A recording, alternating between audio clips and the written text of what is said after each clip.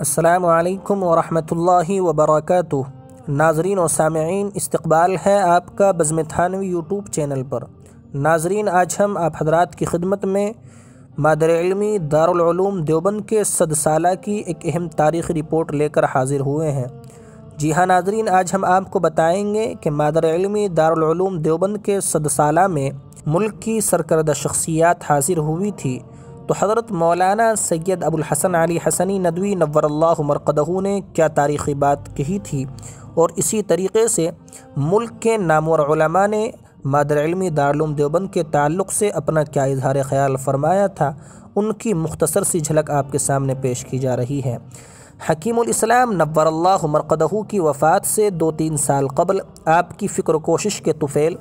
دارالعلوم دیوبند کا عظیم الشان 100 سالہ اجلاس 21-23 مارچ 1980 عیسوی 3-5 جمادی الاولیٰ 1400 ہجری کو ہوا، جو ہر اعتبار سے بے نظیر تھا۔ ہندوستان کی تاریخ میں مسلمانوں کا اتنا بڑا دینی و علمی اجتماع اس سے پہلے کبھی نہیں ہوا تھا،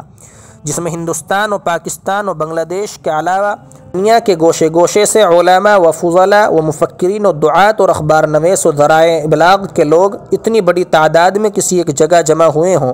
اس عظیم مجمع میں تقریر کرتے ہوئے ہندوستان کے عظیم عالم و داعی و مفکر، جنہوں نے دنیا کا گوشہ گوشہ دیکھا اور دنیا کے بڑے سے بڑے مسلمانوں کے اجتماع کو جنہیں خطاب کرنے کا موقع ملا تھا، یعنی مولانا سید ابو الحسن علی حسنی ندوی نور اللہ مرقدہ نے اسی اجلاس کی تیسری نشست میں بروز شنبہ بوقت 9 بجے صبح یہ فرمایا تھا کہ میں نے میدان عرفات کے بعد دنیا میں مسلمانوں کا اتنا بڑا مجمع اپنی آنکھوں سے اب تک کہیں نہیں دیکھا ہے۔ سعودی عرب کے روزنامہ المدینہ اخبار کے نمائندے استاذ ابراہیم محمد سیرسیق نے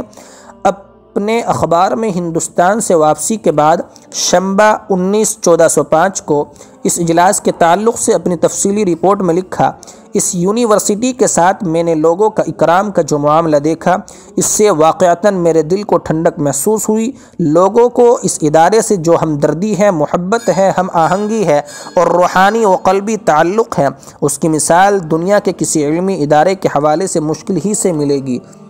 اس ادارے کے ساتھ ایسے جذباتی لگاؤ اور وارفتگی کی وجہ سے میں نے ایسا منظر دیکھا جو میں نے صرف میدان عرفات میں حج اکبر میں دیکھا تھا۔ بہرحال یہ مختصر سی رپورٹ 100 سالہ کی آپ کے سامنے پیش کی گئی ہے۔ آپ اس تاریخی رپورٹ کو سن رہے تھے بزم تھانوی یوٹیوب چینل کے تاریخی پلیٹ فارم پر۔ اگر آپ کو یہ چینل پسند آئے تو آپ اپنی پسند اور ناپسند کا اظہار کمنٹ باکس میں ضرور کریں، اور اگر آپ ہمارے چینل پر پہلی بار تشریف لائے ہیں تو چینل کو سبسکرائب ضرور کر لیں۔ شکریہ، جزاکم اللہ خیرا و احسن الجزاء۔